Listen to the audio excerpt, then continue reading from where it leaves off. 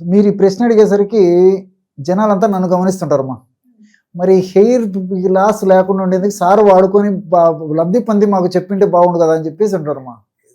సమాజ సహజ ధర్మం ఇదంతా, ఎవరైనా జనరల్గా కామన్గా వచ్చేటువంటిది. సో నా వరకు వచ్చేసరికి నా గురించి నా 2 మాటలు చెప్పిన తర్వాత మంచి రెమెడీ కూడా చెప్తానమ్మా. సో ఇంతవరకు కూడా నేను పుట్టినప్పటి నుంచి ఇంతవరకు నాకు జ్ఞానం వచ్చినప్పటి నుంచి హెయిర్ కోసం నేను ప్రత్యేక శ్రద్ధ తీసుకోలేదు. రెండవది అంటే మా ఫ్యామిలీలో చిన్న వయసు నుంచే హెయిర్ లాస్ కావడం మా ఫ్యామిలీలో ఉంది, జెనెటిక్ ఫ్యాక్టర్ ఇది. కాబట్టి ఈ జెనెటిక్ ఫ్యాక్టర్ వల్ల వచ్చినటువంటి సమస్యలు అయితే ఈ రోజు వరకు మనం చేయదగింది ఏం లేదు. నేనేదో సౌందర్య పిపాస ఉండి, సౌందర్య ఆకాంక్ష ఉండి, సౌందర్యం మీద నాకు ఏదన్నా మోజుండి, వెంట్రుకలు బాగా నిగనిగలాడుతూ కాంతివంతంగా దేదీప్యమానంగా బ్రహ్మాండంగా ఉండాలనేటువంటి పరిస్థితి నేను ఏదో విగ్గు వాడుకొని చెప్పొచ్చు, లేకపోతే ట్రాన్స్ప్లాంటేషన్ చేసుకోవచ్చు.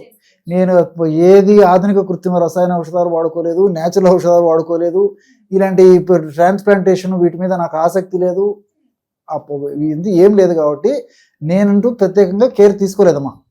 కాబట్టి మరి నేను కేర్ తీసుకోలేదు. ఒకటి అనువంశికంగా కూడా మాకు ఫ్యామిలీ పరంగా కూడా జెనెటిక్గా కూడా హెయిర్ లాస్, బాల్డ్ హెడ్ సమస్యలు ఉన్నాయి. కాబట్టి నాకు ఇంచుమించు 50-55 సంవత్సరాల నుంచి మొదలయ్యి ప్రస్తుతానికి ఈ పరిస్థితి.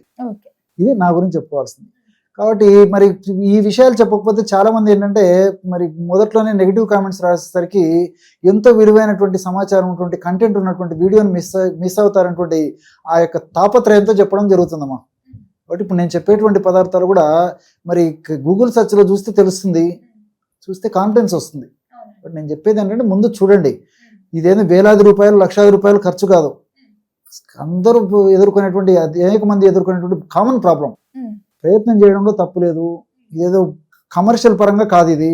కాబట్టి అందరూ తయారు చేసుకోమని చెప్తున్నాను, సదుద్దేశంతో చెప్తున్నాను. తయారు చేసి వాడుకోండి, మీరు లబ్ధి పొందితే 10 మందికి తెలియజేయండి.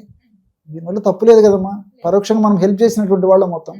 అంటే 35 సంవత్సరాలు ఇంచుమించు మా వైద్య అనుభవంలో మరి ఎంతోమంది వాడిన తర్వాత చక్కటి ఫీడ్బ్యాక్ నాకు ఇచ్చారు. కాబట్టి మరి మీరు చాలా మంచి ప్రశ్న అడిగారు, ఎంతోమందికి ఉపయోగపడేటువంటి ప్రశ్న అడిగారు. కాబట్టి ఆ ఫీడ్బ్యాక్ వల్ల వచ్చినటువంటి ఆ లబ్ధి, ఏ ఔషధం వల్ల ఆ యొక్క లబ్ధి పొందిందో అది మీకు చెప్తున్నాం.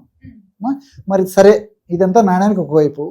ఫార్ములా ఎలా తయారు చేసుకోవాలంటే వారానికి ఒకసారి ఈ యొక్క ఫార్ములాని ఫ్రెష్గా తయారు చేసుకొని వాడుకుంటున్నారు. కొత్తగా ప్రిపేర్ అంతే, ప్రతి వారం అంతే, వారానికి ఒకసారి, వీక్లీ వన్స్.